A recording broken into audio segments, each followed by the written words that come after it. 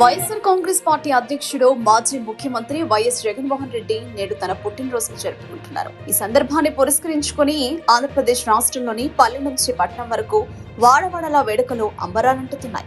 Party శ్రేణులు, అభిమానులు, సామాన్య ప్రజలు భారీ ఎత్తున సంబరాలు నిర్వహిస్తున్నారు. ముఖ్యమంత్రిగా బాధ్యతలు చేపట్టిన మొదటి పర్యాయంలోనే వైఎస్ జగన్ పాలనలో తనదైన ముద్ర వేశారు. పాలకుడంటే ఇలా ఉండాలి అనే రీతిలో సరికొత్త నిర్వచనాన్ని ఇచ్చారు. నాడు నేడు ద్వారా పాఠశాలల రూపురేఖలు మార్చడం, గ్రామ, వార్డు సచివాలయాల వ్యవస్థతో ఇంటి వద్దకే పాలనను అందించడం వంటి సంస్కరణలు దేశవ్యాప్తంగా గుర్తింపు పొందాయి. నవరత్నాల ద్వారా ప్రతి ఇంటికి మేలు చేకూర్చారు. ఒకవైపు సంక్షేమం చూస్తూనే మరోవైపు రాష్ట్ర అభివృద్ధిని పరుగులు పెట్టించారు.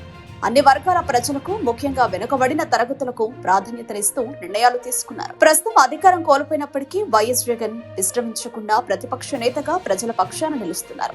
రాష్ట్రంలో తలెత్తుతున్న ప్రజా సమస్యలపై ఎప్పటికప్పుడు స్పందిస్తూ ప్రభుత్వాన్ని నిలదీస్తూ ప్రజలకు అండగా ఉంటున్నారు. ప్రజా శ్రేయస్సే లక్ష్యంగా ఆయన సాగిస్తున్న పోరాటం క్యాడర్లో కొత్త ఉత్సాహాన్ని నింపుతోంది. జగన్ పుట్టినరోజును పురస్కరించుకుని వైఎస్ఆర్సీపీ శ్రేణులు రాష్ట్ర వ్యాప్తంగా పలు సేవా కార్యక్రమాలకు శ్రీకారం చుట్టాయి. ఆసుపత్రుల్లో పండ్ల పంపిణీ, పేదలకు అన్నదానం మరియు వస్త్రదానం, రక్తదాన శిబిరాల ఏర్పాటు, దేవాలయాలు, చర్చిలు, మసీదుల్లో ప్రత్యేక ప్రార్థనలు చేశారు. సోషల్ మీడియా వేదికగా ఇప్పటికీ ఆయనకు శుభాకాంక్షలు వెల్లువెత్తుతున్నాయి.